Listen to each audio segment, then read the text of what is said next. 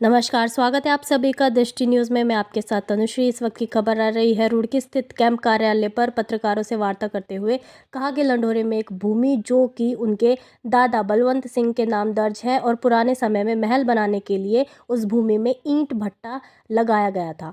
कुछ समय बाद भट्टा बंद हो गया और तब से अब तक उस भूमि पर कृषि होती आ रही है। रुड़की खानपुर के पूर्व विधायक कुंवर प्रणव सिंह ने कुछ लोगों पर उनकी पुश्तैनी ज़मीन पर गलत तरीके से अपना मालिकाना हक जताने का प्रयास किया है। उन्होंने प्रशासनीय अधिकारियों पर भूमाफियाओं से मिलीभगत का आरोप लगाया है, मामले में मुकदमा दर्ज करने की बात कही है। इसके साथ पूर्व विधायक प्रणव सिंह ने कहा कि उमेश कुमार वीडियो मामले पर भी होगी जल्द कार्रवाई। लंढौरा रियासत के हम राजा थे, सब जानते हैं, और मेरे दादाजी राजा बलवंत सिंह लंढौरा रियासत के अंतिम शासक थे। जब 1750 में तत्कालीन लंढौरा रियासत के राजा रामदयाल सिंह जी द्वारा रंग महल का निर्माण कराया गया तो एक भट्टा लगाया गया था। भट्टे के लिए ईंट वहाँ से मिट्टी खोदी गई। मिट्टी खोदने से वहाँ गड्ढे बहुत बन गए और उसमें पानी भी भर गया। तो वो जमीन वहाँ जो मौजूद थी, 13 बीघे के आसपास जमीन है भट्टे की। 1950 में सरदार पटेल जी ने जमींदारा खात्मा कर दिया था। राज राजा खत्म हुए थे रजवाड़े। 1951 में फाइनल वर्डिक्ट आ गया था। 1952 में भी रजवाड़े समाप्त होने के बाद भी उस भट्टे पर राजा बलवंत सिंह का नाम है, मेरे दादाजी का।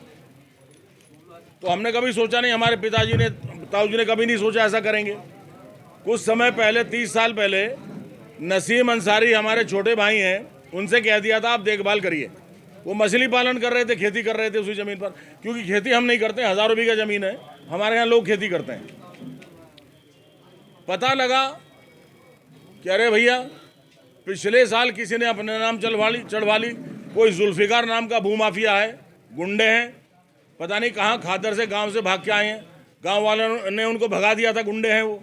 उठाई गिर पटवारी से, कानूनगो से उन्होंने घालमेल करके उनको रिश्वत देके कूट रचित रचना से एक राय होकर के सरकारी दस्तावेजों में गलत रिपोर्ट लगाई। ये मैंने आपको रिपोर्ट दिखाई है। ये कानूनगो का विरोधाभासी बयान है, मैंने आपको दिखाया। इसमें कानूनगो पहले लिखते हैं कि यह नंबर नगर पंचायत व राज्य सरकार की संपत्ति है, देख लो, ले लो भैया इसमें। और आखिर की 2 लाइन में लिख देते हैं कि यह नंबर तो जुल्फिकार के बुजुर्गों का है और नगर पंचायत की संपत्ति नहीं है। तो ये सेल्फ कॉन्ट्राडिक्टरी डॉक्यूमेंट जो मुझे मिला है, मैं इसका संज्ञान लूंगा कोर्ट में भी और पुलिस में भी, और पुलिस में फ्रॉड का मुकदमा दर्ज कराऊंगा। धारा 467, 468, 471 और 420, 10 साल की सजा होगी इनको, इस पटवारी को भी, और ये तीनों जो भूमाफिया वाले हैं, जुल्फिकार और इसके भाई, इनके खिलाफ मुकदमा दर्ज कराऊंगा आज ही, इंशाल्लाह आज ही कराऊंगा। नसीम जी का क्या कहना है? आइए।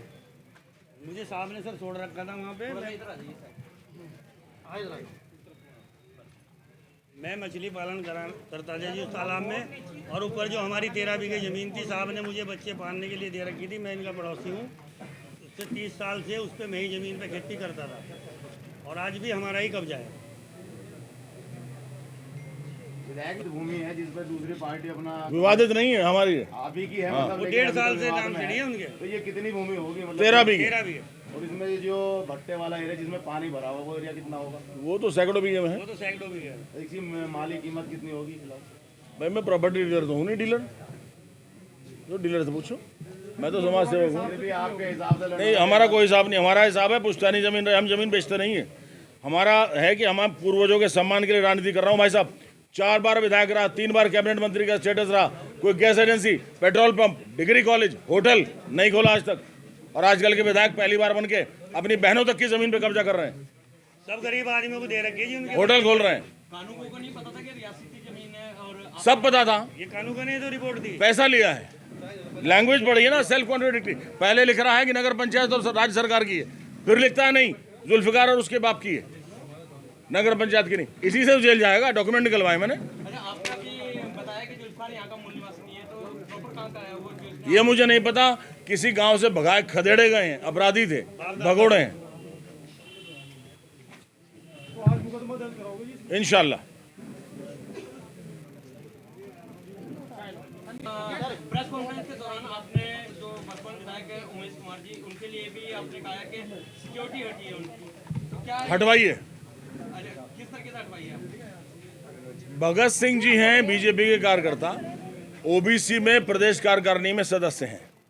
उन्होंने मुकदमा डाला कि इनको सरकार के खर्चे पर क्यों का पैसा ज़ाया कर रहे हैं, टैक्स पेयर का मनी ज़ाया कर रहे हैं, जबकि अपराधी है। सुप्रीम कोर्ट की रूलिंग है कि अपराधी को सुरक्षा नहीं मिलेगी। इनके ऊपर 307 का भी केस है, 376 बलात्कार जैसा संगीन जुर्म है, उस सब का संज्ञान लिया और जब सिक्योरिटी हटी। कोई आदेश आया है सिक्योरिटी हटाने का? बिल्कुल आया है, सरकार के पास है। क्या कह रहे हैं जी? कब की थी?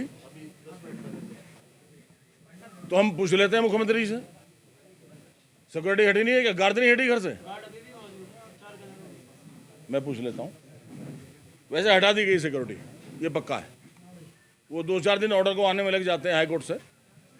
10 दिन बाद मालूम करिएगा।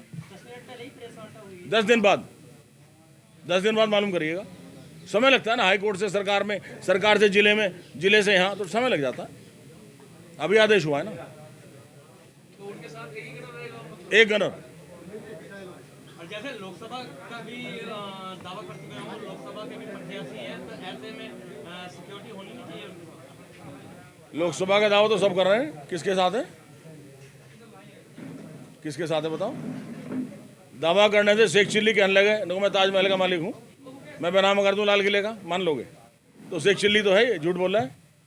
झूठा माँ झूठा, 100 झूठे मरे होंगे, बाबा झूठानंद पैदा हुआ है ये। मैं सब था नहीं, मेरे पिताजी की तबीयत खराब है, मैं आज ही आया हूँ।